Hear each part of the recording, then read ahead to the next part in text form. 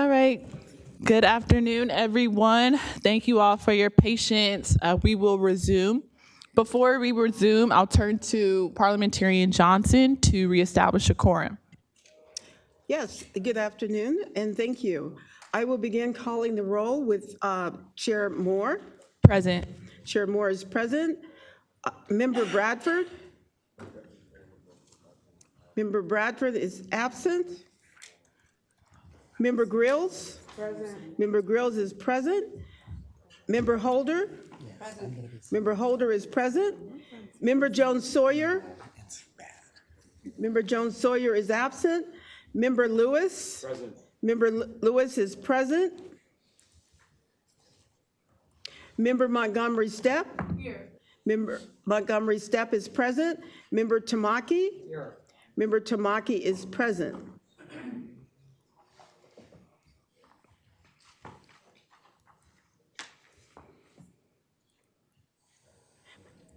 Madam Chair, there are 9 task force members, and the member needed for a quorum is 5.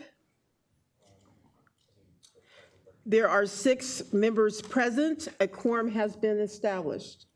Thank you, Parliamentarian Johnson. Now that a quorum has been established, we will turn to the next item on the agenda, which is item number 7, discussion and potential action, task force approval of draft report part 5, economic expert analysis and final recommendations of task force regarding calculations of reparations and forms of compensation and restitution, including answers to experts' 5 key questions, and economic expert analyses presented by the expert team, of which Dr. Thomas Kramer is here with us today, and myself and Member Lewis.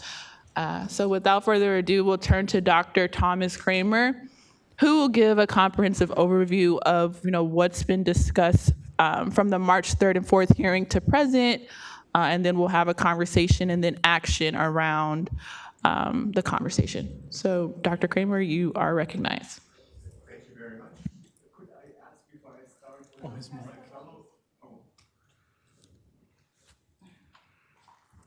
Hello, can you? Oh, yeah. Can I ask whether my fellow experts are in the room electronically or?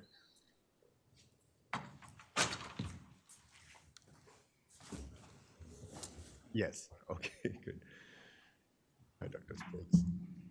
Okay, then I'll start going through the presentation, and I'll ask my fellow experts to correct me where I'm wrong or to chime in with any additional information. Basically, our chapter outline is based on 5 harms that we've focused on. If you could go to the next slide. These were selected from a long list of harms and atrocities that the state of California is at least partially responsible for. The expert team has selected 5 of those harms from a longer list. And it's not that we say that these are the most important or that the others are unimportant. That is not the point at all. All harms should be addressed in the reparations proposal. But these are harms for which we thought we would have data. That's one criterion, and the other is that it's closely related to the actions of the state of California to make our estimates more defensible in the face of challenges that will undoubtedly happen once the proposal is made public.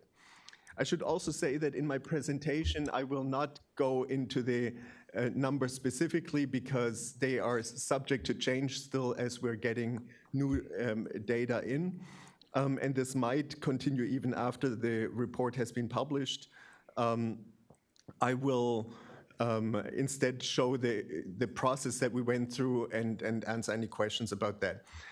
3 of the harms that we selected: health harms, disproportionate Black mass incarceration and overpolicing, as well as housing discrimination. We have preliminary estimates. And for two of the harms, we don't yet because of lack of data. That's unjust property takings by eminent domain and devaluation of black businesses. But I will still address how we would estimate those losses if we had the data available. So I'll start with the first atrocity, health harms.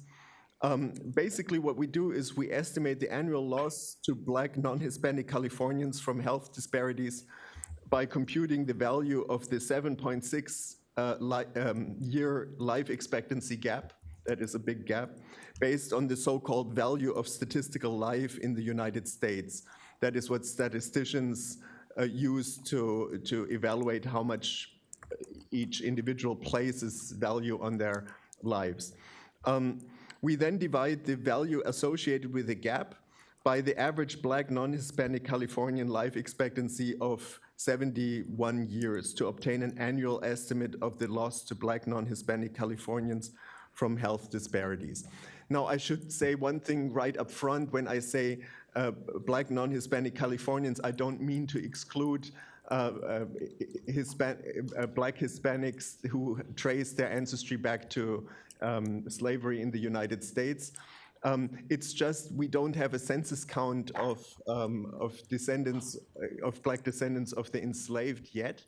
So what we are doing is using the definition of Black non-Hispanic Californians as a shorthand or a guesstimate of what the population, of what the size of the population with ancestors that were enslaved in the United States will end up being. But that is still an unknown until we get those counts from the Census Bureau or from California State.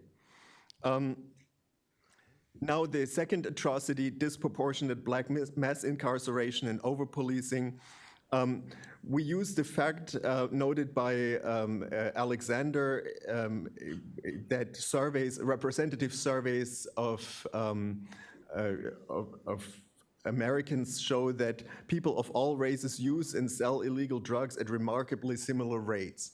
So any disproportion in the prosecution of African Americans will be a measure of over-policing. So we estimate how many Black non-Hispanic Californians, and here the same caveat, this is our stand-in for Black descendants of the enslaved in the United States, were arrested for drug felonies above their population percentage during the war on drugs, roughly in the time period from 1970 to 2020. We multiply this number with the average prison term for drug offenses and with the average annual California state employee's wage, plus a term for loss of freedom to arrive at the outstanding total. And then this outstanding total is divided by the Black non-Hispanic California population in the year 2020 to come up again with a rough estimate of what might be due. And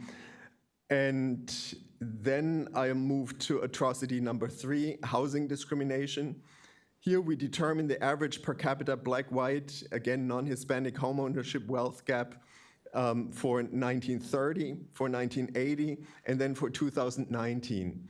The 2019 amount gives us the wealth disparity from all forms of housing discrimination, and we were asked at the last meeting, we were asked to include this estimate so that we don't limit it to housing discrimination only before 1977, before the Communities Reinvestment Act.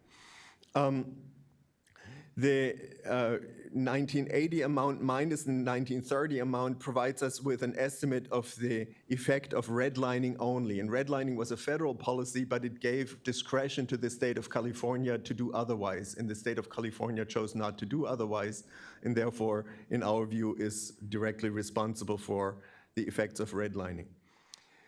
Now, as we did the calculations, ironically, the more specific amount for redlining only is larger due to compounding from 1980 to the present based on 30-year mortgage interest rates. And that is just the fact that compounding exponentially blows up the estimates. So the amount we estimated for all forms of discrimination are ironically less than the amount for redlining only, but we provide both of them, and the task force can make a determination which amount to go by.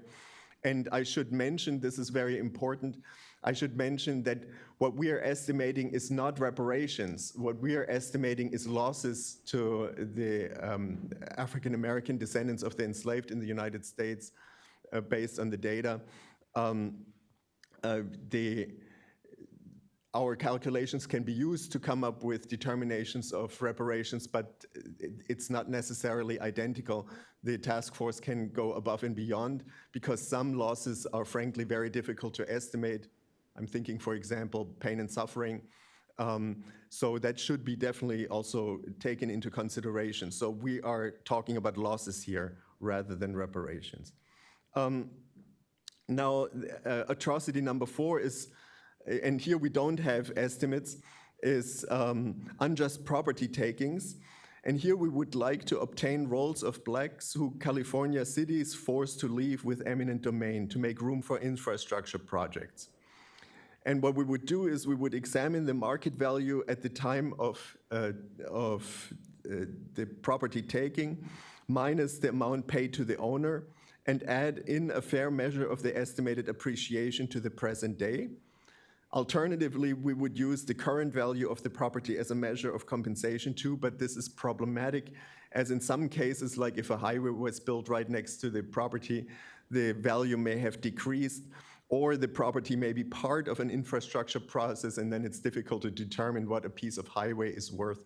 So there are definitely these uncertainties, but that might be strategies to come up with estimates for unjust property takings. Next, atrocity number 5 is devaluation of black businesses. And here I hope that Dr. Spriggs can chime in and correct me where I'm misrepresenting the approach. I'll just read what I have here. We plan on using the US Census Bureau's survey of business owners of 2012. That is where data is available by race of business owner. The goal will be to estimate the wealth portfolio of black people in California that differs from whites in California. And the harm will be estimated using an equation with each state as a separate observation based on the general demand environment of state and local government contracting and household income. Then estimates will be made of the businesses formed and sales receipts generated on those factors. Many sociologists use this approach. Sorry for the typo here. That is a way to basically, if I understand the approach correctly, to get at what African Americans were able to achieve in terms of businesses and what they would have achieved had there not been devaluation of black businesses. And then we have a further list of other harms and atrocities that were part of the original list that we started with. There's very important labor discrimination, segregated education, non-representative state commissions, environmental harm, transgenerational effects, adverse emotional and physical health consequences, and then other potential harms. We don't want to discount those. Those are all individually very important. They are sometimes conceptually more difficult to estimate. But as more sophisticated estimation methods come about, they should be addressed as well, so that an initial reparations payment could be considered a down payment, a start of a conversation, rather than an end of a conversation. And then as new information is coming in, there could be additional payments. And with that, I say thank you very much. And then I ask my fellow experts if there is anything else that I may have forgotten or misrepresented, and I'm happy to answer any questions.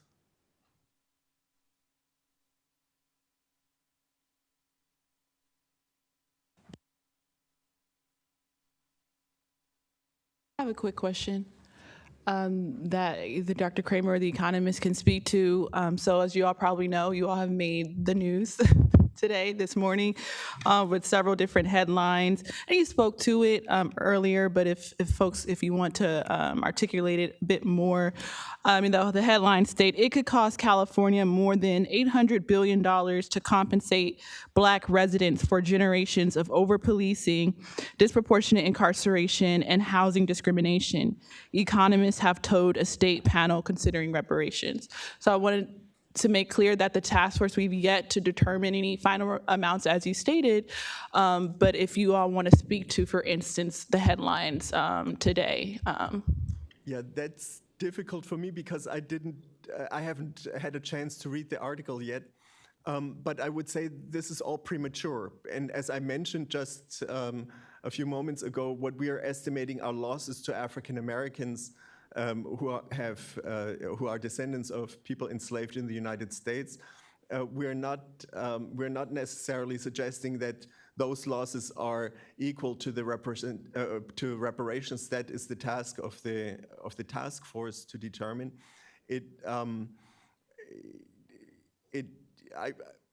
I mean, yeah, I'll leave it at that and see if Dr. Spriggs wants to add to that. I would just concur. We don't want numbers floating about as we continue our deliberations because we're doing exactly that. And I think it's improper to prejudge what the precise number we may recommend may be, but we're only giving you our expert advice on these specific harms. The task force has full latitude to ignore it, to add to it, or to take into consideration what Professor Kramer was explaining, because there are other dimensions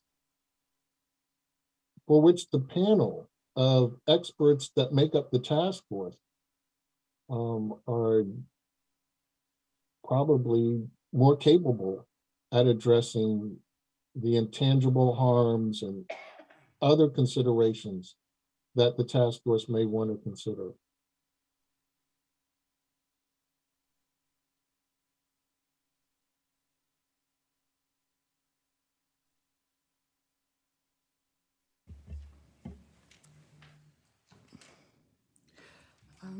Any other comments or questions related to the presentation made by the economists today before we continue?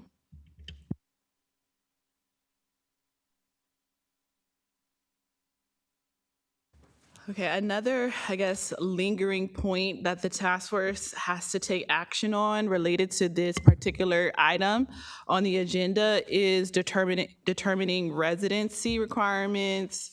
I think that the experts did a wonderful job in assisting the committee and the task force with working out what that could look like. And so on page 6 of the draft report, which is also in the presentation they gave to us, the economists have recommended that the task force recommend that reparations for community harms be provided as standard payments based on an eligible recipient's duration of residence in California during the defined harm period. For example, residents in an over-policed community during the war on drugs from 1971 to 2020. And I think that perfectly, encapsulates kind of the debate that we were having over the past 2-3 months or so. And so I think that in terms of action for the California DOJ's purposes, that the task force endorse that particular recommendation in terms of the residency requirement, that it just be, we recommend that reparations for community harms be provided as standard payments based on an eligible recipient's duration of residence in California during the defined period of harm. So the implications could be you, as someone in the public comment stated, could be pushed out, priced out of California, not currently living in the state. But if you can show residency for the period of harm for those various different state-sanctioned atrocities we outlined, then you would be eligible for compensation. That is essentially the main implication of that recommendation if adopted. Could I add just? Dr. Kramer, you're recognized. Thank you. We were thinking that that should be the main task of the task force to make those community-based eligibility, but to also open up the possibility that somebody who can prove direct harm, for example, they had their house taken away by eminent domain, that they should get the opportunity to file for compensation as a separate process, but that this should be possible as well. I don't know if that makes sense. Yes, definitely. So that's also another recommendation that I think that we should adopt as a task force. The third recommendation from the economists was around there should be no time limit on when a harmed individual or their heirs can submit claims for compensation. So, I'm recommending that we adopt the three recommendations from the experts. One being for community-based harms, that residency is based on standard payments based on an eligible recipient's duration of residence in California during the defined period of harm. When we're talking about individual payments, we should endorse the recommendation that the legislature enact an individual claims process to compensate individuals that can prove specific harm. For example, an individual who was arrested or incarcerated for a drug charge during the war on drugs, especially if the drug is now considered legal, such as cannabis. And then the third recommendation from the experts, which is that the task force should recommend that there be no time limit when a harmed individual or their heirs submit claims for compensation. Montgomery Stepp, you're recognized. Thank you, Chair. I just have a couple of questions or clarifying questions. So with regard to the time limit, it would be that even if an heir submitted a claim for compensation of harm during the time periods that we have identified, right, then they could do that. So, okay. Okay, that answers my question. Thank you. And then for the example given for residents of an over-policed community during the war on drugs from 1971 to 2020, I am thinking about those who may not have lived in specific areas that were over-policed, but they were over-policed because they were Black in an area, period.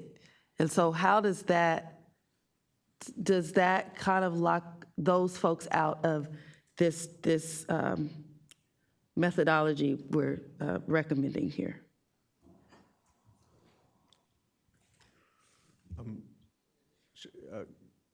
Should I give the experts idea about this? Certainly, I would not say it should disqualify these individuals. This was just one example of how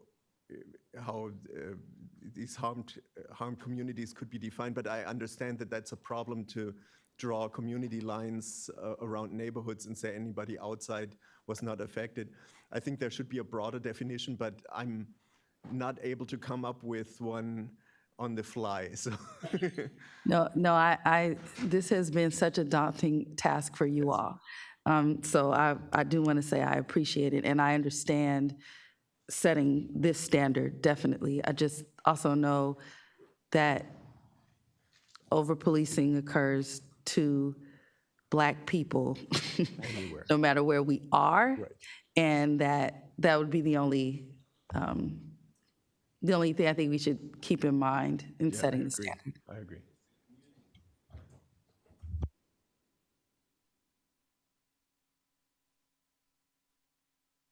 Just to follow up on that point specifically, there are many studies, by folks like, Javon didn't, but people in his field who do the geography work that show that actually over-policing of African Americans is more likely to happen in gentrifying neighborhoods, right?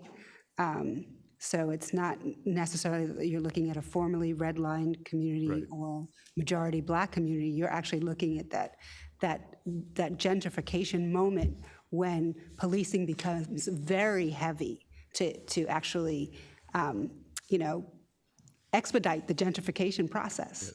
So it's a really interesting analysis. And I guess my question for you is, you know, I feel like you all have given us these important descriptive categories where you're refining your numbers analysis, but there's also like broader prescriptive categories that I guess we as a task force have to be thinking about that don't necessarily, you can't necessarily tie them to specific numbers, but they are, it's just a prescriptive analysis where we're just thinking more about harms generally, like, and how to compensate those.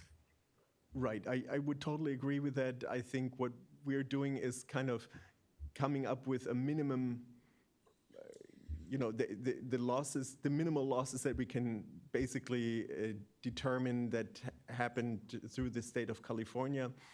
But of course, there is other harms that California was involved in, but other actors as well, and it becomes more messy to disentangle in a clear analysis. But they should definitely be considered. All forms of discrimination should be considered in reparations. So the task force should feel free to go beyond our loss estimates and determine what the right amount would be. As I mentioned before, the example of loss pain and suffering comes in, where that is a subjective perception on the part of the victimized group that we as experts can't necessarily easily determine, but it's definitely something the task force could address.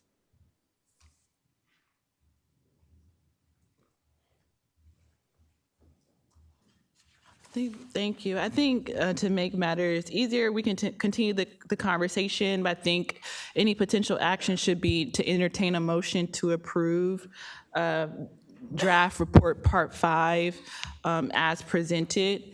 That would include just what we just discussed. I just wanted to highlight for the audience and also for task force members some of the major tenets in draft report part 5 as it relates to eligibility. Those are questions that were, as of to date, have yet to been resolved until we take final action via a vote.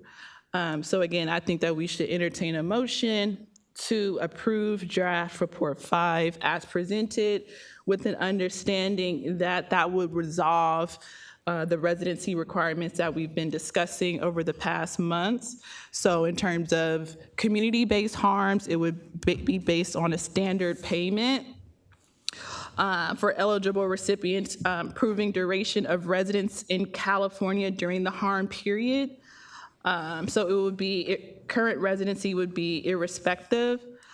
In terms of direct harm, there will also be a bucket for folks to prove individual direct harm for individual payments. The third tenet is that there would be no time limit for folks to file claims, either individuals or heirs. And then I guess a fourth point, also in this draft report, the economists have recommended that the elderly are prioritized. So I wanted to, Dr. Kramer or any of the other experts can speak to that point. Maybe we can discuss that as well before any further action. Yeah, thank you very much for bringing that up. That is an important point. The idea behind that recommendation is there could be a tendency to say, well, we need to study more and more and more until we have everything figured out before we pay reparations. And that, in my view, would be prolonging the injustice, because some people, especially the elderly of today, would not stand a chance of getting their share of reparations, and it would leave them living in their depressed conditions longer, and that would be, justice delayed is justice denied is basically the idea. So yes, I would say the elderly should be prioritized in a rollout.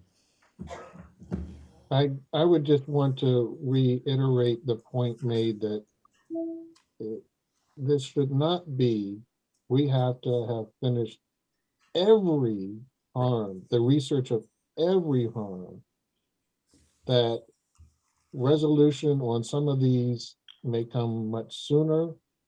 And we would hope that payments could be made on the basis of the harms considered as Dr. Kramer said, down payment on what would be the total.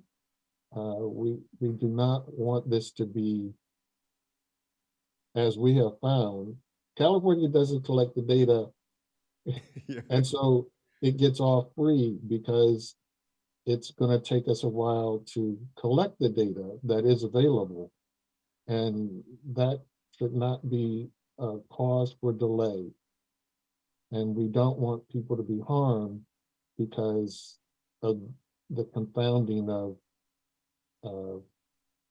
that kind of complication. Thank you.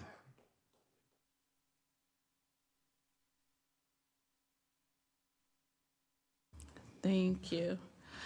So I guess that's part of what we need to resolve. So the other part that we need to resolve, which is still outstanding, is the actual definition of residency.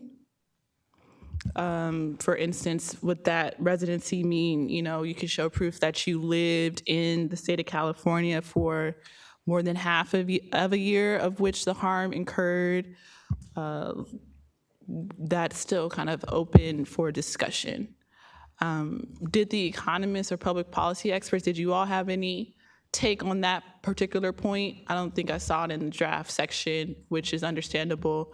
So then, the task force members will have to have a conversation about how we define residency in accordance with, I guess, this draft report once it's presented, if it's approved.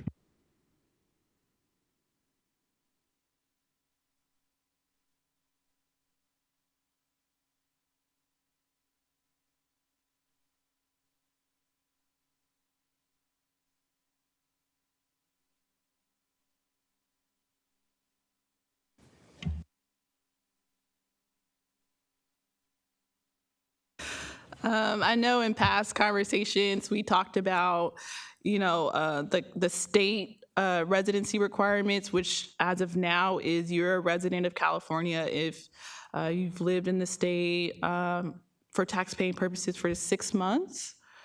So that's something that we could potentially adhere to as well. Member Scott Lewis, do you have any thoughts?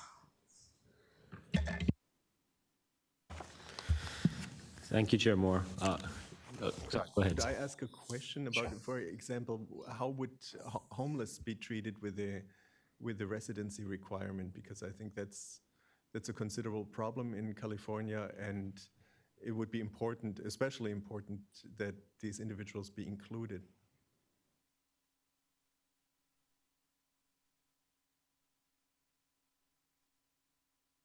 I think we preliminary discussed that. I think we still need to have deeper conversations about that.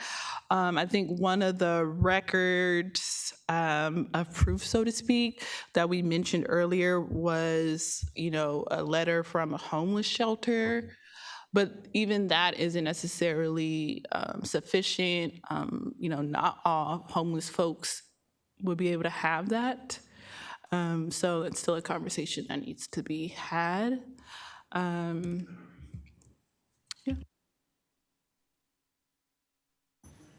And also our children in the child welfare system that are placed outside of the state. We'll have to figure out how to address that so that they're not unintentionally excluded.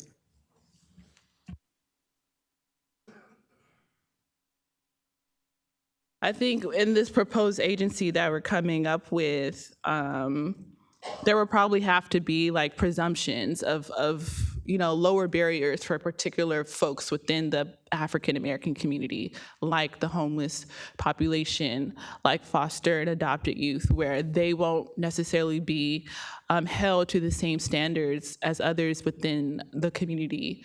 I think that would be, the only fair option. Member Montgomery, so did you?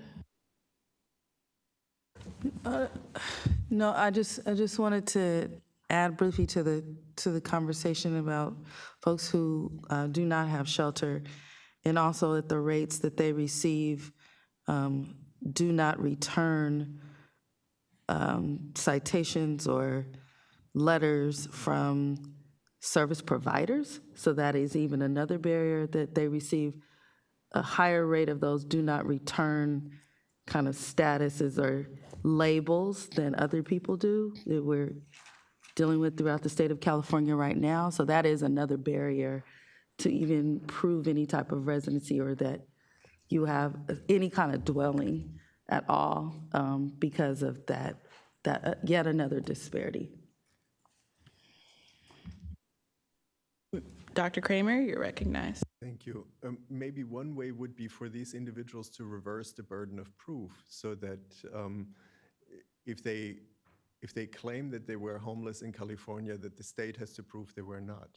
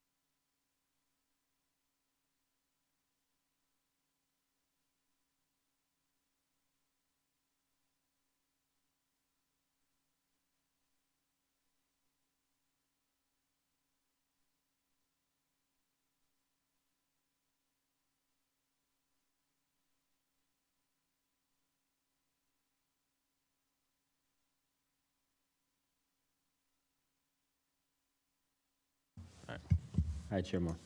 I noted that Attorney Newman came and spoke to you briefly. Did he clarify exactly what terms we need to specifically state around residency? So in the preliminary draft, it says that the task force recommends that any reparations program be defined by a residency or domicile requirement, as AB 3121 focuses on the harm inflicted on individuals in California as a result of the actions by California, fomented by California laws and policies. So I think what I want to know is specifically, are we being asked to, and I'm asking this question so that way we can actually decide,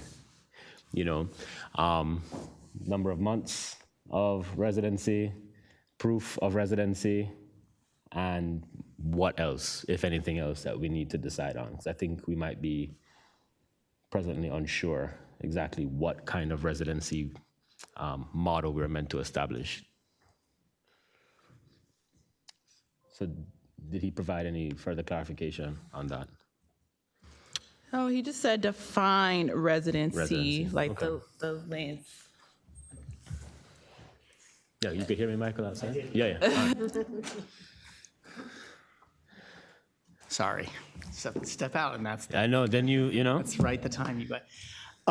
So again, just like the remainder, just like the whole report. So the task force does not need to make a final decision on these. This is recommendations of the legislature about how the legislature should ultimately craft reparations legislation. So if the task force wants to give some guidance in the recommendations, we'd add those into chapter, I forget what chapter this is, part 7, chapter 17, that's right. We can translate that into language that would be sort of synthesizing what you're saying right now, which is what it sounds to me like is a recommendation that somebody be, I don't know if you were saying establish formal residency through being a resident in the state for a certain amount of time, and then any portion, a majority of any year thereafter, they would have eligibility, or if it's just being present in the state for more than half of the year being eligibility. I think there's a decision that needs to be made there. But again, everything gets translated into a recommendation for the legislature. And so the legislature could end up choosing for whatever purpose a different definition of residency and eligibility. So you don't have to make a decision. You just recommend it, and if it is just residency plus presence in the state or presence in the state, that's the recommendation. And then it can be again left to the Freedmen's Agency to make determinations on eligibility.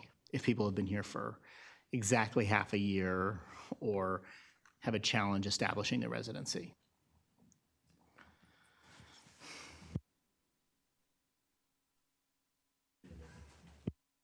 And so within that framework, we could, I'm sorry, have you recognized?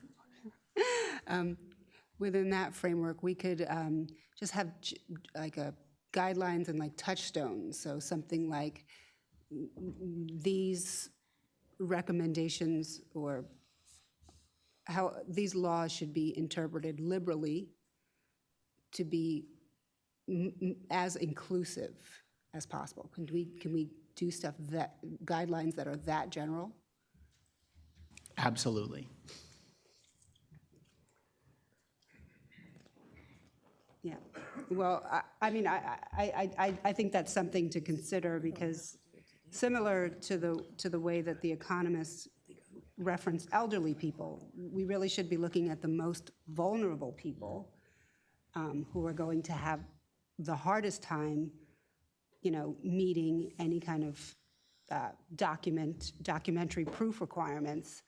And so generally, we should be trying to give guidelines and touchstones to the legislature that makes this something that's easy, and as you recommended, Dr. Kramer, one way to do that is to switch the burden of proof, right? So it's not on the individual, it's on the state. And so in that way, there's a presumption. There's a presumption of that you meet the domicile or the residency requirement, especially if you fall into these particularly vulnerable categories. Something like that.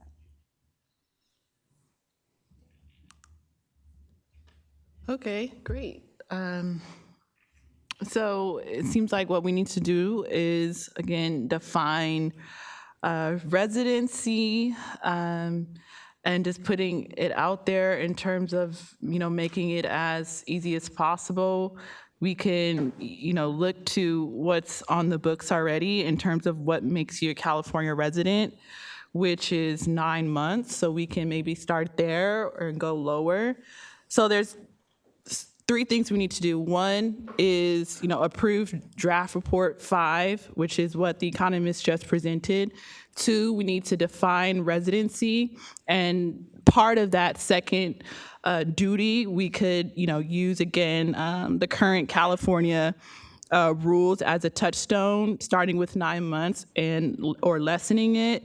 And then the third part of what we need to do is provide a guideline or touchstone around for hyper marginalized people within the descendant community. We need to, provide a caveat, a reverse burden of proof. So there's a presumption of eligibility for those particular communities within the descendant community. So in terms of the definition for defining residency, again, for tax purposes, you will be presumed to be a California resident for any taxable year in which you spend more than 9 months in this state. So I guess taking from that, we could define residency as you are a resident for any year in which you spend more than 9 months in the state during any given harm period. So that could be a definition we could use. But again, the conversation would be, is 9 months too much? Does it need to be lower?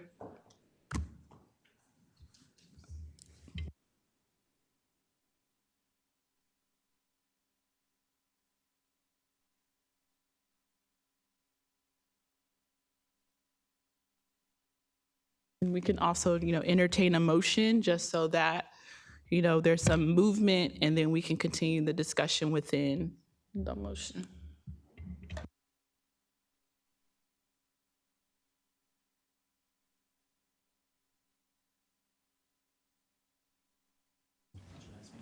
Good. No, I didn't. I know. Chair Moore, Oh, Member Montgomery Sub, you're recognized. I have another question. I don't mean to complicate this more, but based on the potential residency requirement, is that separate and apart from the harms that have been specifically identified, the 5 harms that have been specifically identified? You would have to prove that and also still live in California for the amount of time, the 9 months amount of time. Like, so for example, if I was arrested and did like 10 years in prison for possessing marijuana or something like that, and then I got out and moved to Georgia. If I don't live in California, I would not be then eligible to submit a claim for that specific harm. I would be. So no matter what, the specific harms, folks are eligible, but it's just if we go above and beyond or whatever it is, the domicile requirement will be in place. I'm just trying to figure that out.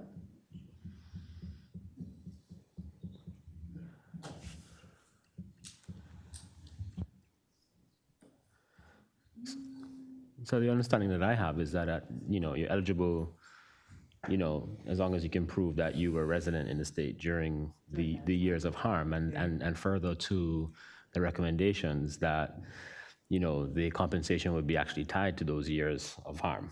So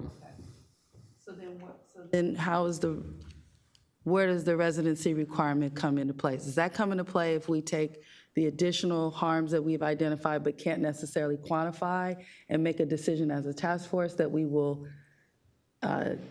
do our best to compensate for those things as well, just in generally speaking, as a resident of California? you mean beyond the what? Beyond the Beyond the 5. 5 that we could quantify a bit more based on the data that is available to us. I'm just trying to figure out, where does the residency requirement fall into this? If you can prove a harm during that time period, no matter where you live, Right. then where would the residency requirement be attached? The residency requirement really comes into play not necessarily for the individual harm compensation bucket, but for the community harm compensation bucket, where we're saying that all descendants of slaves, whether you can prove direct harm or not, you should be eligible, just by virtue of you being a descendant of slave residing in the state of California. During the period of During the harm. period. Okay, I got it. And so that, never mind, I'm not going to confuse it more, but I got it in my head, so. Okay. Thank you for that.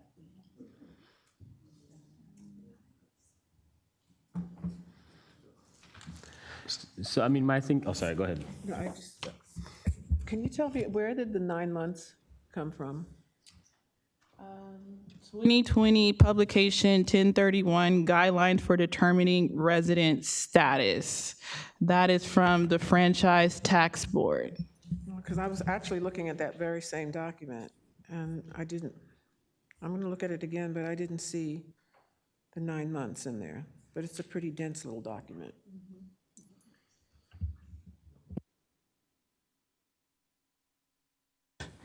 Page 5.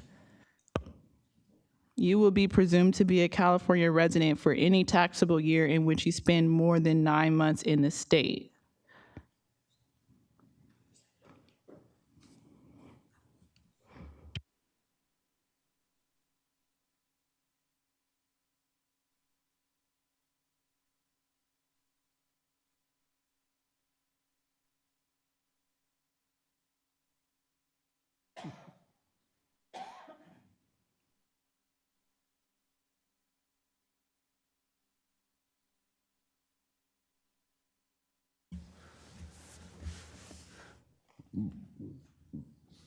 But it seems as if, whether 6 or 9 months, that there is interest in kind of conforming with the standard definition of residency for the state, or that the state uses.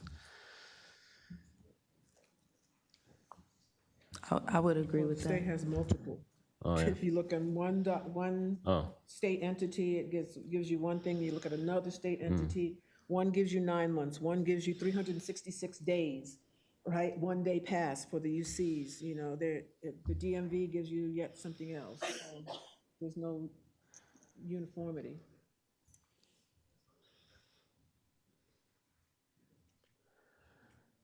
But there is uniformity within the kind of the state tax code, right? So what are is that what you were referring to earlier, Chair Moore? It's what number of months? 2020 publication guidelines.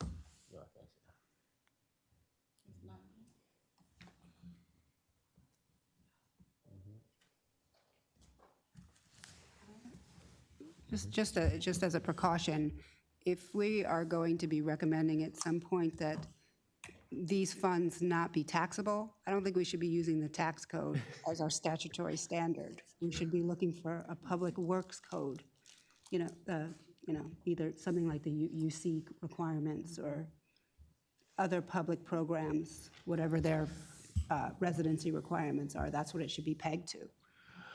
Well, I don't think that's, using the tax basis for residency is implying somehow that, these reparations would be taxed. I mean, I think what I'm trying to get at, and I don't really have a hard view on what framework we use, it's just trying to find a uniform framework. And so something like the UC residency, I mean, that's about tuition benefit, you know what I mean? And so the motivation behind some of those things has to be, I think, parsed out a little bit before pursuing that. But isn't that what we're doing is about benefits? So it seems like it aligns better with a benefits mentality than a state tax mentality. Yeah, I think I just want us to what I mean, have a view, I guess, Chair Moore, if I could be recognized, I'm sorry. I guess I would just like to know, for the majority of the task force, do we think 9 months is too long or too short? And then we can maybe attach it to some other standard. I do think that it needs to be with another state standard so that it is not an arbitrary decision by us. But what else, do we know what other standard? I know we've discussed it a little bit before, but do we know what those others are? And I think maybe just putting them out there at this point so we can kind of have a gauge for the DOJ to go back with and the economists to go back with. Because I'm okay with attaching it to the 9-month framework, understanding that we're using that as a standard and not necessarily as following with the entity, and the entity will necessarily be involved in the reparations compensation. As long as we say we believe that should be tax-free, I think that saves us from that. But I'm just more interested in tying it to a state agency or another standard that's out there.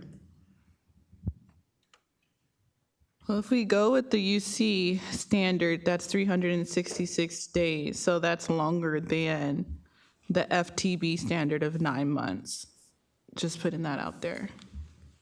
Yeah, and that was my point, so the purpose of that long, state residency requirement for the UC is so that the UC can actually extract higher tuition from students, so it isn't actually a benefit model, following the UC standard. So, I mean, just, okay. Point of clarification. So the UC is permanent residency for eligibility for the lower rate versus annualized residency for paying taxes. You could pay taxes and then not be a resident of the state the next year and then pay taxes the next year. So I think implicit in this is the determination of,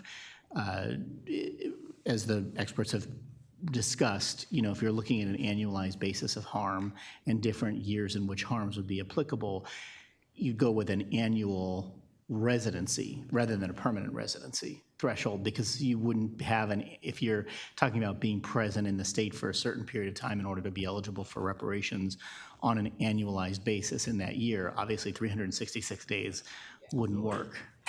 So it would need to be something that's definable on an annualized basis if the intent is to go with reparations based on establishing residency for the harms that are covered by an annual basis for each of those years that you're a resident.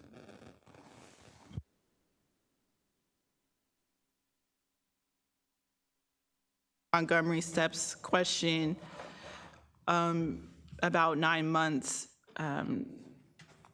Does it need to be shorter? Is that a good point, irrespective of where the rule comes from? Should it be longer, but less than obviously 12 months? Is the conversation.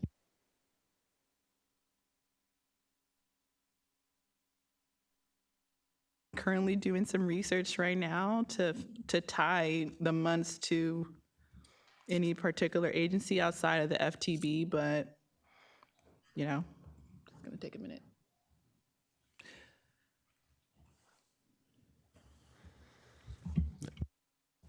Go ahead, Attorney Newman, you're recognized. And I'm just gonna reiterate, it is well within your authority to make a recommendation based on your sense. I mean, I understand that there's a desire to tie it into something else, but if you feel like it should be, 6 months plus 1 day, or 9 months for that, whatever you want to recommend. And really the point here is to give us guidance so that we can write up something in the final report that's going to make clear that you're recommending, the reparations be on an annualized basis for presence in the state or residency in the state during that year for all years of eligibility or all years of harms.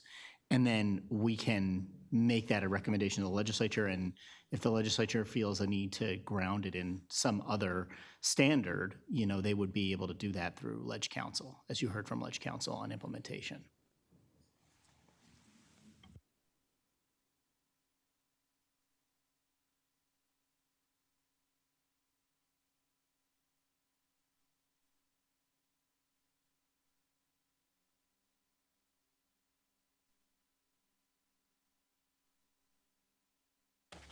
Chair Moore? Thank you. Dr. Kramer, could you provide some clarification on the housing discrimination period? So there's two options, the 1933 to 1977 or 1850 to present. And I know you had briefly discussed, the kind of ongoing calculative work that you're doing that might allow for a kind of continuing period through the present. But if you could just reiterate the rationale for that. Okay, yeah, thank you. The 2019 estimate that we produced basically theoretically takes into consideration all forms of housing discrimination, because it goes back to the beginning of the state, so time before 1933, and it also considers things like gentrification and the subprime mortgage crisis after 1977. But the problem is that it takes a snapshot in 2019 and doesn't compound up for any. I mean, you look at the inequality in housing that existed in 2019, which is a product of this whole history, but it doesn't allow for compounding effects to accrue like we had for the redlining period, which ended roughly in 1977, not effectively, but by law. And then we could say, well, from 1980 on, at least reparations should have been forthcoming. They didn't, so what does that cost with compound interest? And that adds up to a larger amount. So that was the confounding thing, even as we did the calculations. That was something to wrap our minds around, which seems counterintuitive. It would be ideal if we could estimate each form of discrimination in its time period separately. So, for example, discriminatory zoning before 1933, redlining from 1933 to 1977. Then, if we could find a time period and a clear way of measuring gentrification, making that as an injustice measurable and then compounding that up to today, and then the same with the mortgage crisis. So that would be kind of an ideal way, but I don't see a clear way forward. That doesn't mean that it doesn't exist. It's just other experts might have to come in and invent strategies of estimating those in the future. It's just that for us it was kind of an ironic effect that the more specific shorter time period led to a larger estimate than the estimate for the entire period. So yeah, and I guess the task force will have to come to a determination how to weigh these.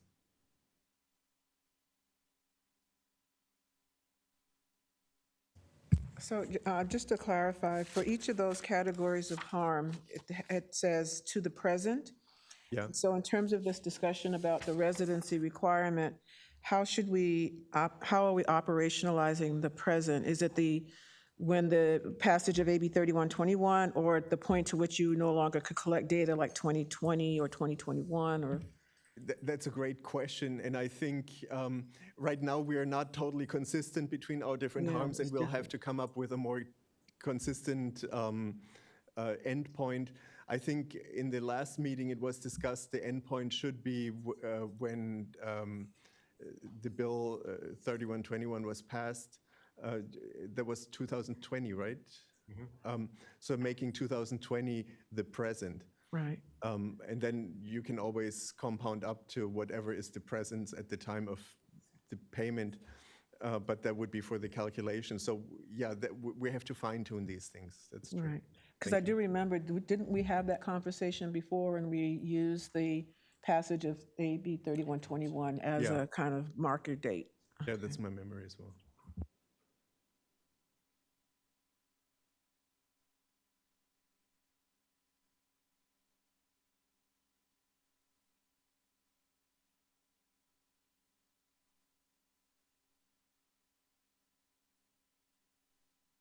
Any other task force members have any thoughts or comments around how we should define residency, residence?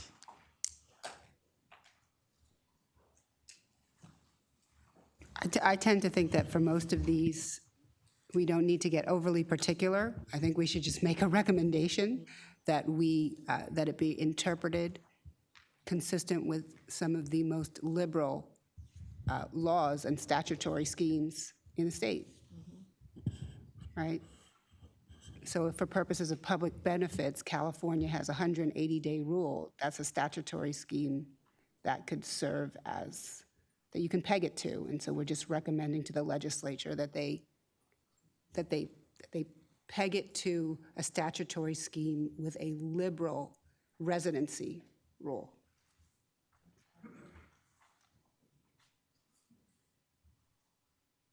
Want to entertain a motion? So is there a second? Second. It has been properly moved by Senator Bradford and properly seconded by Member Jovan Scott Lewis that in terms of residency, we define it in accordance to some of the more liberal, programs in the state. For instance, 180 days for public benefits, for instance. Hope that captures the motion. Is there any discussion on the matter? Member Holder, was that a good capturing, essentially? Okay, great. Okay, any other discussion? Hearing none, I'll turn to Parliamentarian Johnson for a roll call vote.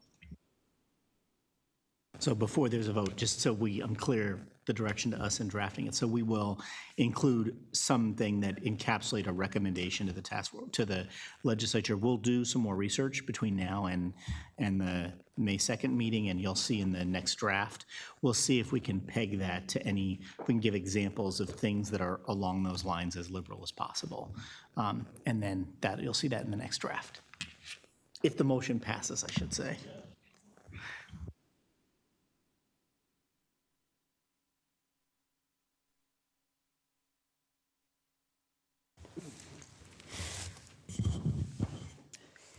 Madam Chair, I will start with the voting with you. Aye. Madam Chair votes aye. Member Bradford? Aye. Member Bradford votes aye.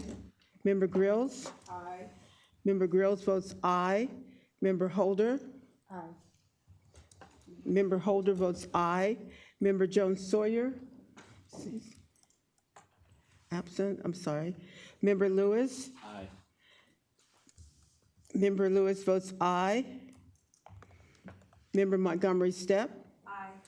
Member Montgomery Stepp votes aye. Member Tamaki? Aye. Member Tamaki votes aye.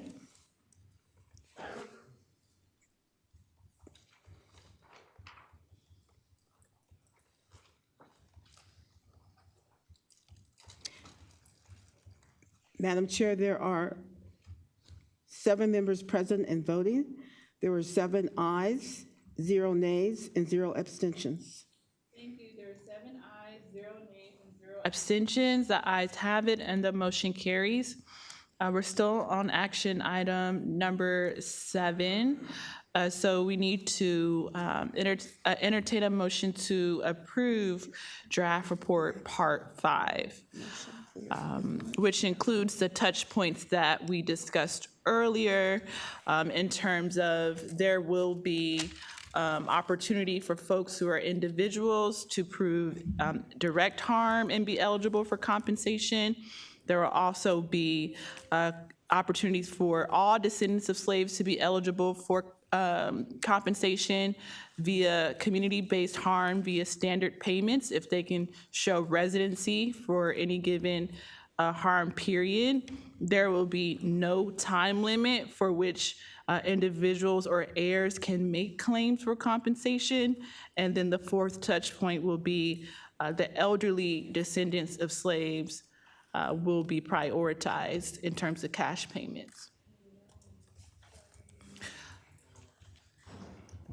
So once we approve draft report part 5, we can move on to the next part of the agenda.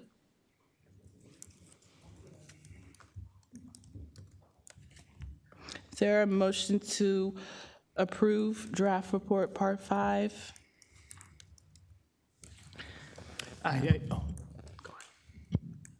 Yeah, I move that we approve draft report 5. Is there a second? It has been properly moved by Member Grills and properly seconded by Member Montgomery Stepp that the task force approves draft report part 5, economic expert analysis and final recommendations of task force regarding calculations of reparations in forms of compensation and restitution. Is there any discussion on the matter? Hearing no further discussion, I'll turn to Parliamentarian Johnson for a roll call vote. Yes, Madam Chair? Aye. Madam Chair votes aye. Member Bradford? Aye. Member Bradford votes aye. Member Grills? Aye. Member Grill votes aye. Member Holder? Aye. Member Holder votes aye. Member Lewis? Aye. Member Lewis votes aye. Member Montgomery Stepp? Aye. Member Montgomery Stepp votes aye. Member Tamaki? Aye. Member Tamaki votes aye.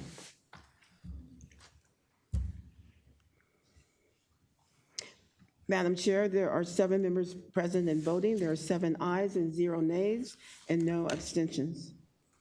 Thank you, Parliamentarian Johnson. There are 7 ayes, 0 nays, and 0 abstentions, and thus the ayes have it, and the motion carries. We'll now turn to item number 8, discussion and potential action, Communications Advisory Committee and Communications Firm Implementation Plan updates presented by members Lewis, Bradford, and Charles Group representatives.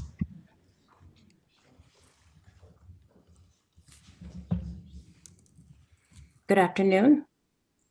Can you guys hear me? Yes. Okay, good. Good afternoon. Sorry I could not be there in person today. I have a small health issue, but I'm here. So just wanted to give you an update on the work we've been doing in the last 3 weeks and as we move forward to June. So next slide, please. So our activities continued over from the beginning of the month. We are still conducting, of course, the outreach for all the Sacramento meetings. We've done some more partnerships to help spread the word. I know that I've heard a couple of the audience members ask for weekend meetings. And so there's not much we can do about what day is voted on, but please know that we are making an intentional outreach effort to make sure that not only the media, but the public does know that these meetings are happening. We're continuing to, of course, conduct our media coaching and messaging and talking points. We've had some really good media hits this month. We have some national ones that are in play. Dr. Grills actually did the Today Show. Chair Moore is up for one that hasn't aired yet, so I don't want to spoil it for her quite yet. And we have a couple of others that we are working with. We continue to book and coordinate these interviews. That takes time, and I just want people to understand that the back and forth and the scheduling, but that is the work that we do. We are also creating and getting ready to launch a social media ad campaign. We've also heard from, the public that is something they would like to see. So we took that information back and we're trying to see how we can actually make that happen. And as well as we're getting ready to develop and start creating our post-communication strategy so that this work doesn't just stop and that people become scattered once the task force does sunset, but they do have a place to go to continue to find information and updates about what's going on with AB 3121. Next slide, please. So for this meeting, as well as we did a virtual event, we've continued to run the radio ads. We think that is important to make sure that we are approaching the communication, not just one way, and by sending it out, but also through the radio ads and through the social media campaign, and also working and collaborating with organizations that are helping us spread the word. Next slide, please. All right, our activities continue to actually this month, very recently. We collaborated with the ACLU, Bar High, and the Brotherhood of Elders Network, and we delivered a virtual panel event. We actually got very, very good feedback on that. We had 111 people register for that event, and I just wanted to share some of the feedback that came out of that event. So I won't read all of it. You can see it on the slide, but know that we're getting a lot of thank yous for these virtual panels. So we want to continue to collaborate with organizations to help put on these virtual events. I think it's just we can reach a broader audience doing this, although we also will continue to do things in person like the one that we did with Dr. Brown. Next slide, please. So we will continue to make sure we manage any media opportunities that are coming our way, as well as reaching out and pitching out media opportunities. We will continue to provide the social media assets. We have had organizations ask us to join our mailing list. And so we are adding them to our mailing list. We're seeing it get reposted. We know that the Secretary of State is reposting it. The ACLU is reposting it. So there are organizations out there that are, CJEC is reposting it. Thank you guys so much for that. And they're just sharing the information to let people know about the meetings and keep them updated about what is going on. We're also looking for and identifying opportunities to collaborate with community organizations, again, to put on, events or panels that we can help in these last few days to really help spread the word, and as well as to combat the miscommunication. Again, I heard a public comment today about the miscommunication. That is right. But unfortunately, it's hard sometimes to rein in all of the media. But as much as we can do and as fast as we can do it and as vast as we can do it, that is what we are trying to do to make sure that people have the opportunity to ask questions and to know what is going on. One of our main things that we're also doing in the next 90 days is to make sure that we're developing just post-communications activities, including the collaborations, continuing for endorsements, as well as creating a California state reparations landing page, which should be and serve as kind of a one-stop shop for what has happened, as well as to give updates on what will be happening. And any just post-support suggestions. Chair Moore had sent me information from a reporter that was saying, hey, what do we do next? And so we want to think through and think about what it is that we do next as the final report comes out. Next slide, please. And so in regards to that one-stop shop page, this is just a draft of where we're starting to go with it so that you can see, it'll talk about the bill, it'll talk about why reparations, it'll give some background information as well as some up-to-date information as we move forward once it's launched and as the task force sunsets. Next slide, please. That is all we have in the last 3 weeks, so thank you. Any questions? Thank you. Any questions, comments? Bradford, you're recognized. Yes, I'm just curious as to the radio outreach, why only one station when there's a swath of stations throughout the state of California? One is funding, and because they are in Sacramento. Okay. Can you speak to the funding piece a little bit?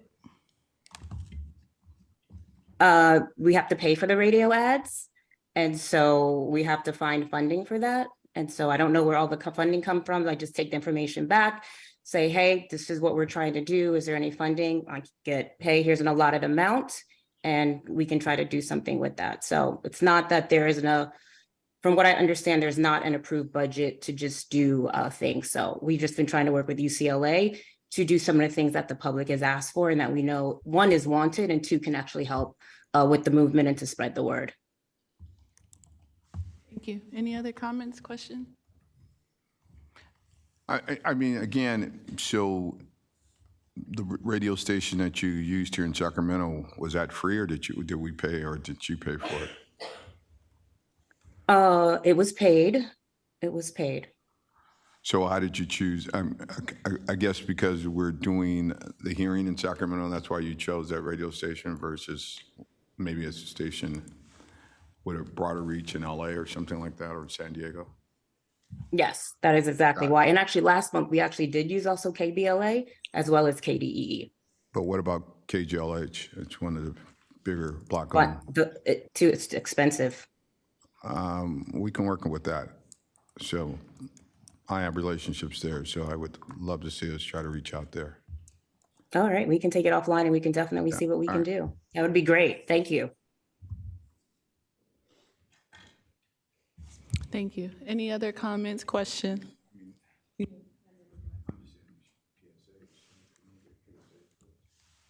I'm just curious, have we reached out to even stations about PSAs versus paid buys, public service announcements? Because this is what this falls under, instead of a commercial or enterprise.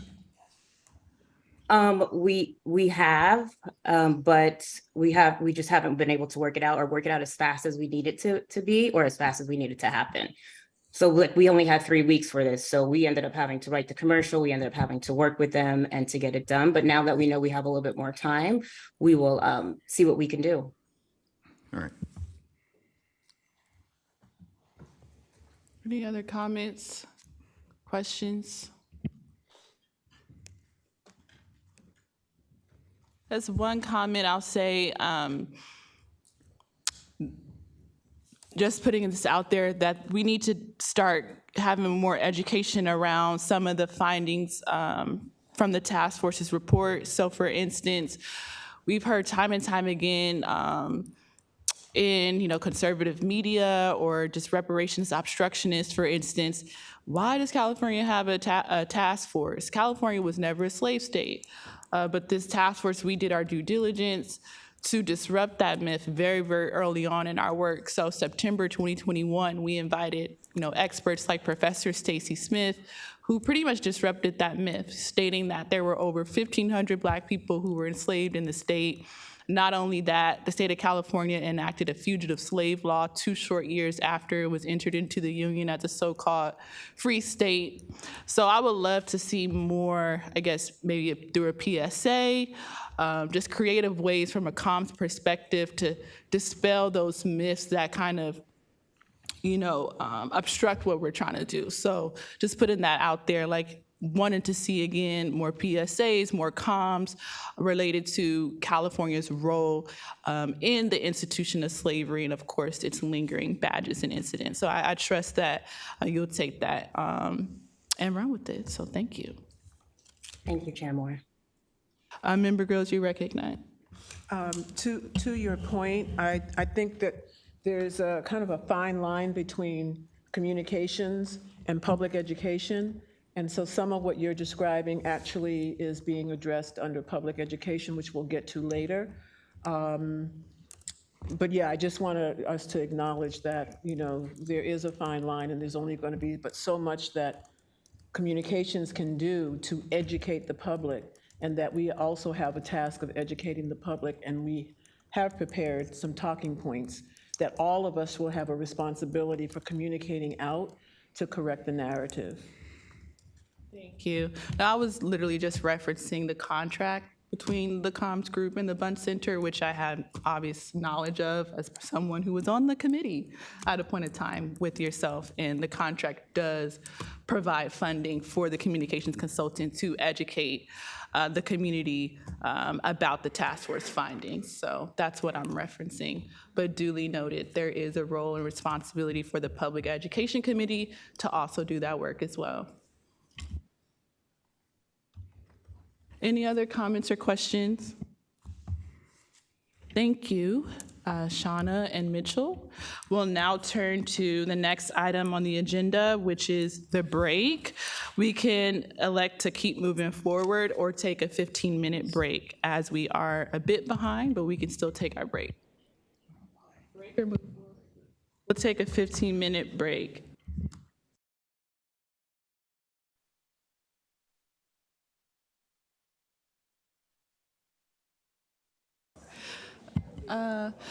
All right, so we will resume meeting. Before we resume, we will turn to Parliamentarian Johnson to reestablish a quorum.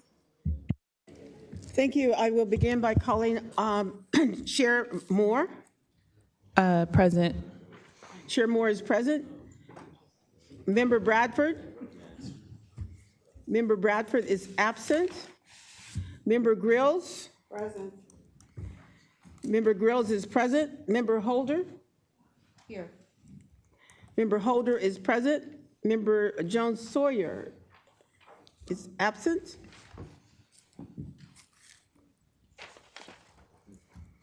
Member Lewis? Present. Member Lewis is present. Member Montgomery Stepp? Here. Member Montgomery Stepp is present. Member Tamaki? Present. Member Tamaki is present. Madam Chair, there are 9 members on the task force. It requires 5 present to establish a quorum. There are 6 members present. Madam Chair, a quorum has been established, and let the record reflect that Member Bradford is present, and we have 7 members on the dais, on the task force, present. Thank you, Parliamentarian Johnson. Now that a quorum has been reestablished, we will turn to item number 10 on the agenda, which is discussion and potential action, task force approval of draft report part 4, how the state of California will offer a formal apology on behalf of the people of California for the perpetration of gross human rights violations and crimes against humanity on African slaves and their descendants pursuant to Government Code 8301.1, Subdivision B3B, or in other words, AB 3121, presented by members Tamaki and Grills.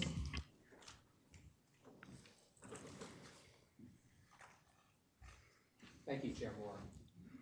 Thank you, Chair Moore. With respect to the section on apologies, is the Department of Justice going to do that part of the presentation? Sure, we can. Okay. That was my understanding. I hope I didn't catch you unawares. You want me to start with that? Yeah. Let me just pull it up.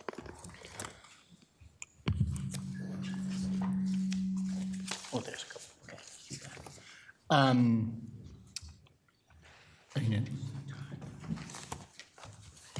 short and sweet. So synthesizing the information that we received in the last meeting, or the direction we received in the last meeting, and then bringing together the different parts of the outlines that detailed recommendations of the task force on apologies throughout the report. We compiled the chapter that you all received, chapter 16, received and hopefully had a chance to review, that encapsulates all of the information and discussions on all of the apologies, including specific apologies that have been made in the past and recommendations of specific items for which California has to apologize, including an acknowledgement per the discussion in the last meeting of individual California leaders throughout California's history for which the state should apologize in principle. Sort of the question for the task force is, aside from, confirming that you are good with the draft of the chapter as it is, we, of course, want additional information, feedback, suggestions on that, as well as additional individuals or specific actions in California's past that you think should be included in the chapter. And then the question for the task force is the degree to which we should delineate other apologies in the chapter itself. So if you have feedback on that, and then I'll remind you, the key here is the April 10th date by which you all should give us feedback on, in addition to any conversation you want to have here with regard to this chapter section, and then we can incorporate that into the final draft. But the deadline is April 10th. April 10th. Okay, good to know.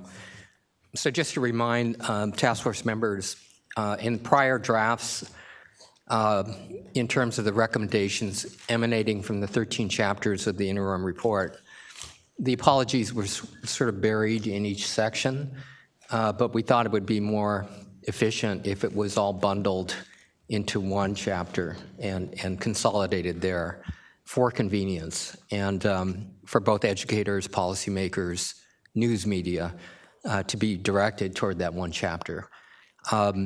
The paragraphs or the sections and the wording of those apologies are all in the published materials, and they're extensive.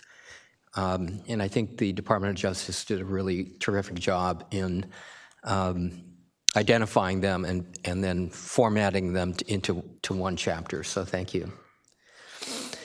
I wonder if you could pull up the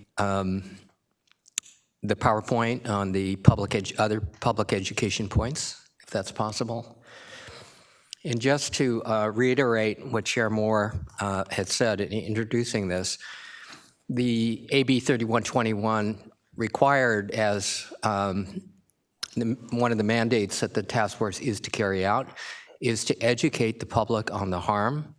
And as we heard in some of the folks objecting and criticizing reparations, the lack of information on this history that is so well documented in the interim report is not widely known.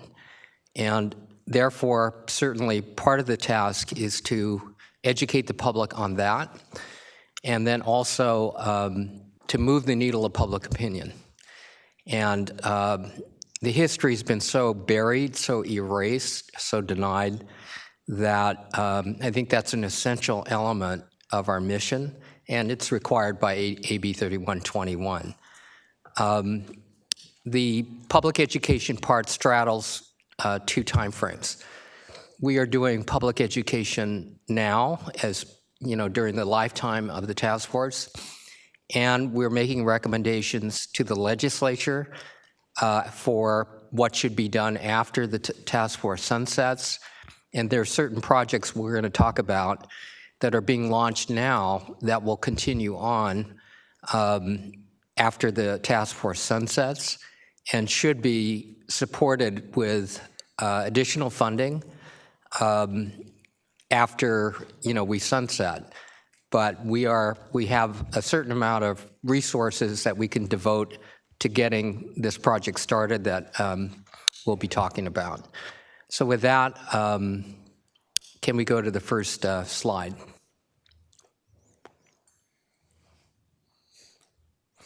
Okay.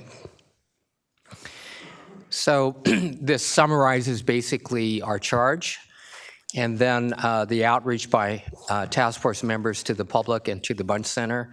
And every task force member is participating in these media and also public education events that are being organized both by outside parties, but also by the Charles Communication Group. So this just summarizes some of the things that Shauna Charles talked about. There's a crossover between public education and comms, and that's necessary, but this just sort of discusses that. Next slide, please. So the major project that we're lining up is to turn this groundbreaking, monumental report, the interim report, into curriculum. And to develop curriculum is at least a year project, if not more. And it is probably most suitable in its most standard form for high school, particularly grades 9 through 12. But we'd like to be able to create curriculum in a way that, in some ways, form or fashion, would impact all grade levels, but in particular high school. And some of these modules that come out of the 13 chapters, whether it's enslavement or racial terror, or education or housing or labor, can be broken out and be usable in college and the university levels, also within the prison system, and just for broader public dissemination. So the vision here is that we would develop a standard curriculum, but it would be usable for other derivative kind of works. Those could be in the form of online curriculum. It could be in the form of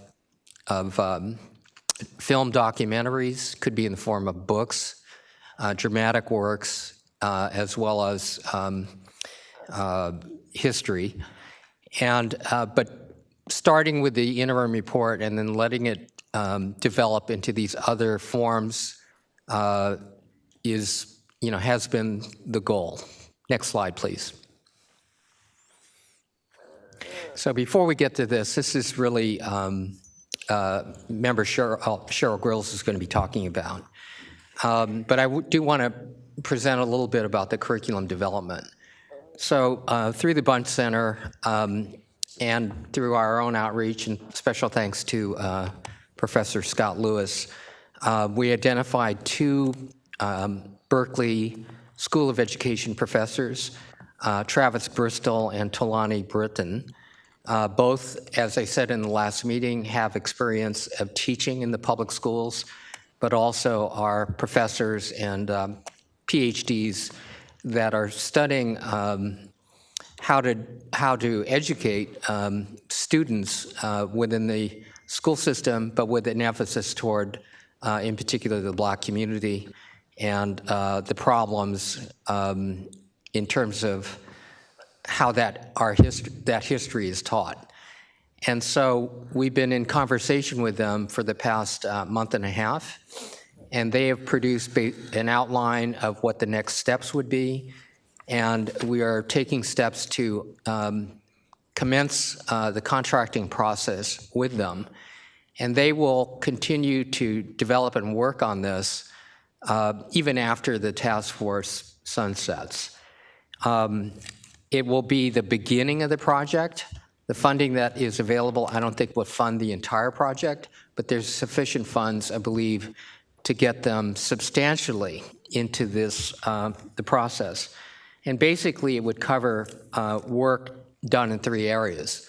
One, beginning with community engagement with students and teachers and educators and community leaders, just to get feedback about how the history and the information in the interim report should be taught. Secondly, from that dialogue, to produce and outline a model curriculum, again, the substance based on the interim report. And the third part is to have test pilots, again, back with teachers, students, districts, to educate that, to see how that would run. And then the fourth thing is coordinate it with current educational requirements, such as the core curriculum requirements in the state of California. Part of that is also assessing what materials are out there in terms of teaching on this subject matter, not only in California, but in other states, with the idea of bringing back the best and most effective methods of teaching this material. And so, again, in the interest of educating the public in a more organized and sustainable way, the curriculum we see is the way to go. And I think it's something that, as we deal with, no doubt, very controversial topics about what reparations are, I think curriculum is one of those areas where everybody can agree about how crucial that is. In contrast to what's happening in other states, where state legislatures and school boards are trying to regulate what teachers can teach, ban books, erase history, I think this is a model, really, for the rest of the country as to how we begin to shine a light on a topic that no one in the rest of the states has wanted to talk about, and has chosen a path of, ignorance, willful ignorance, or willful amnesia. So I think the curriculum project is a terrific first step. I would emphasize to Senator Bradford and Assemblyman Jones Sawyer that this curriculum project, as it begins to move along, will be able to produce what the curriculum should ultimately look like, but it will need more funding to complete it. We don't have enough money to complete it, but we have sufficient funds to get it started. So like the other deliverables that have happened, including, as I said, the interim report, the curriculum is going to be another positive delivery by this task force that I think the members can be proud of. So with that, I'll stop and then turn to Member Grills to talk about, I guess you call them frequently asked questions, and then suggested answers that can be also used to educate the public, but also can be the basis for the comms activity in developing talking points. Thank you, Member Tamaki. So there are, in fact, a number of very common questions raised and statements raised about not just the California reparations efforts, but reparations in general for people of African ancestry, African Americans, direct descendants, whatever you want to call us. Lack of information about these things is one, lack of information is one thing, I'll just put it that way. Willful amnesia or erasure is another. So there are several groups of people who are raising these questions, and I think we need to be clear about who we're going to be trying to speak to with these responses to commonly asked questions. One group of folks are people who genuinely just lack information, and they're open to receiving new information. There's another group of people who've already made up their minds and really are not going to be open to receiving information. They're just going to be outright rejected. But there's a third group also, and these are people for whom they tend to operate from a white supremacy position or point of view, and they will denigrate or belittle the mere idea of reparations. And so it's not even a question about whether or not they're even going to be able to receive any information and process that.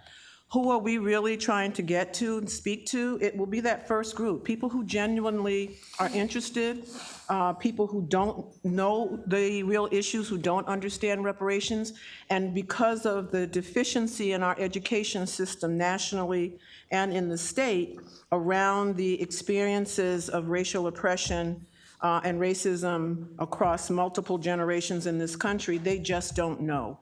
So what we're proposing and what we've done is begun a draft document that lays out the commonly cited questions and then lists some potential responses grounded in fact and information. The responses are really designed to support those who generally want to know, and they're also designed to provide a clear rebuttal to those who are continuing to denigrate and attack the idea of reparations. This information will be useful to the communications firm, but also this information is important for all members of the task force, particularly as we're out there in the public arena trying to respond to questions and comments from the media at public meetings and town halls, et cetera. I also think that it will be useful for the general public, particularly African Americans who believe in reparations but aren't necessarily armed with the information that they need to rebut comments that are anti-reparations. So that is all we have to say on that particular part. Any questions?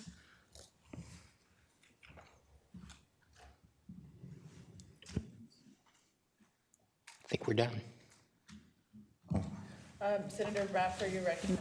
No, I just want to commend both Dr. Grills and Mr. Tamaki for this piece. I think it's critical, and I hope we all embrace that. And I know Mr. Tamaki has reached out to my office as regarding the funding aspects of this, and this is something that I will be definitely pushing for, because I think it's critically important that we educate not only those folks who are eligible for reparations, but I think the greater public, as Dr. Grills and Mr. Tamaki have clearly stated, education is key.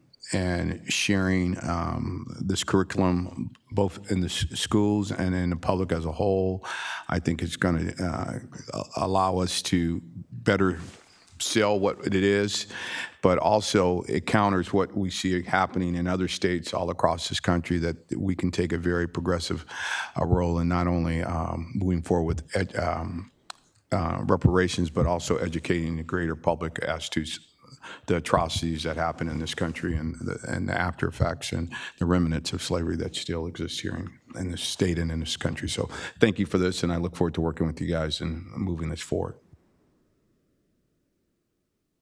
Just reminded me of something else that I think is important to share, because it really supports the reason why we need to do this education and the correction of the narrative around reparations. There is some empirical research out there that actually has shown that the more you are ignorant to the actual issues and facts, the more likely you are to oppose anything that is in support of social justice and reparations. One really interesting article, it's actually called The Marley Effect, as in Bob Marley, and it actually tests this idea of what kind of judgments and attitudes will you have if you are armed with actual historical information versus not. And so, and the conclusion of the article, one of the conclusions is, it is essential that people have information. If we want to move the needle, people have to be armed with information. I did forget a couple of items here, so thank you, Chair Moore, for allowing me to continue.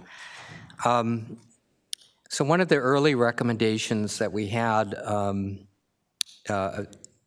began to develop was a fund to fund creative works, to fund documentary films, to fund books, literature, again, emanating from the interim report. And there's some, precedent for that with the Japanese American Redress and Reparations effort. Yep, there was direct monetary compensation, but there also was a fund to fund important educational works. And that was also duplicated within the state of California with a separate fund run under the auspices of the California Library that continues to operate. And I could say that it has had enormous impact on the public's knowledge. Whereas when this first issue was first raised in the 1980s, people had no idea that there were concentration camps for Americans, and that Americans and citizens were put there for no reason other than they happen to look like the enemy, even though they're born in this country and they're loyal to the country and so on. And if you contrast the knowledge then and the knowledge now, it's literally day and night. And part of that is attributable to those two funds. So we didn't include that in the materials. I would ask the Department of Justice to indulge me in adding that as something that we should include as part of the recommendations. And we will certainly help the Department of Justice fill that out and direct them to resources, including the funds that were created in the wake of the reparations movement for Japanese Americans. I'd say the second thing that I need to point out is outside organizations, specifically the John M. Langston Bar Association, the Black Bar in Los Angeles, and the Japanese American Bar Association have, with other organizations, been leading the charge on getting endorsements from civic organizations, from professional societies, from service organizations. And this is a multiracial group of big and small organizations from different sectors, including the faith community and others. And now that endorsement is up to 131. And I think when we reported on this at the meeting, at the last hearing, it was about 80. So literally it's growing rapidly. And we hope that by June, by the time we submit our report, we'll have several hundred, my hope. So if anybody's interested, it's supportreparations.org. One word, supportreparations.org. And there's a listing and a way that different organizations can endorse at whatever level they feel comfortable in, as specified in that website. So again, that's also part of the public education process. Can I also add something? Yeah, I just want to say, there's also one thing, if you go to that website, you may not initially glean some of the significance of who has signed on. So for example, all 4 regions of California's ACLU, a number of bar associations, et cetera. But also, I'm really happy to say that my colleagues in the sister associations, the Ethnic Psychological Associations, the National Latinx Psychological Association, the Asian American Psychological Association, the Association of Black Psychologists, and 20-some-odd divisions of the American Psychological Association have all submitted letters. And the last one that's coming in should be, hopefully in the next week or two, would be the Society of Indian Psychologists. That is a big deal for all of the ethnic psychological associations to sign on to the importance of the findings. And you can read their independent letters if you go to the website.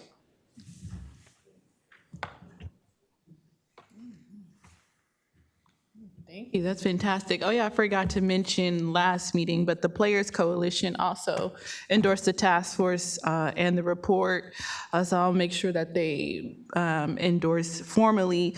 The Players Coalition is a 501c3 charity and 501c4 advocacy organization that comprises of over 1,400 professional athletes across several different professional sports leagues. So that's an amazing endorsement as well. Terrific. Yeah. Thank you both so much for the work that you all are doing. This is super, super important. Any other questions, comments? Do we need to do a vote? Yes, before moving on, I'll note these 2 chapters, 17 and 33, I think are the numbers. 16 and 33, hold on, sorry. 16 and 33. These 2 chapters are new, so this is the first time you are seeing the 2 chapters. on the apology and on the curriculum development and educating the public recommendations. So because they are new, we would like for a vote to approve of both and move forward, subject to, I think there's some feedback about adding in language on education or artist funds, and we'll take that directly from, if you could point us to that, that'd be good, but we'll basically probably copy that over since that seems to have been successful. So it's approval of 16 and chapter 16 and 33 to move forward, and subject to the conversation that was had.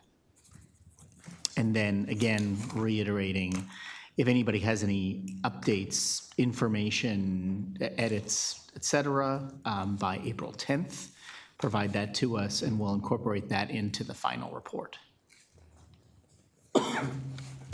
May I make a motion? So with the caveat that further edits may be on the way and the deadline is April 10th, that I make a motion to approve the recommendations of chapter 16 and 33. Second. It has been properly moved by Member Tamaki and properly seconded by Member Grills that the task force approve the recommendations in chapter 16 and chapter 33 of the draft final report. Is there any discussion on the matter? Hearing none, I'll turn to Parliamentarian Johnson for a roll call vote. Thank you. I will call beginning with Chair Moore. Aye. Chair Moore votes aye. Member Bradford? Aye. Member Bradford votes aye. Member Grills? Aye. Member Grill votes aye. Member Holder? Aye. Member Holder votes aye. Member Lewis? Aye. Member Lewis votes aye.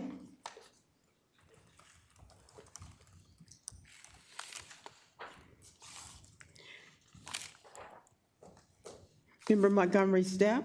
Aye. Member Montgomery Stepp votes aye. Member Tamaki? Aye. Member Tamaki votes aye.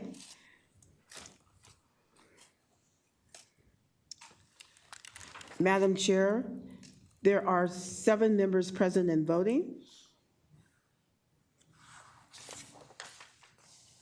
There are 7 ayes and 0 nays and 0 abstentions. Thank you. There are 7 ayes, 0 nays, 0 abstentions. The ayes have it and the motion carries. The next item on the agenda is item number 12, discussion and potential action item, DOJ updates. Thank you, Madam Chair. The only update that we have is just to, again, reiterate the April 10th deadline, which you'll hear us probably say and get tired of hearing us say over the next day. But the April 10th deadline for any feedback and guidance in preparation of the final draft. That's all, just right away. Thank you.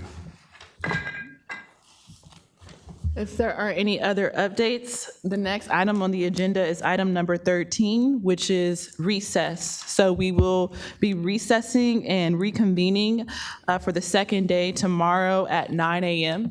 Again, public comment will be 2 hours. Phone lines will be first, in-person comments will be second. Thank you all for coming and for participating, and see you all tomorrow.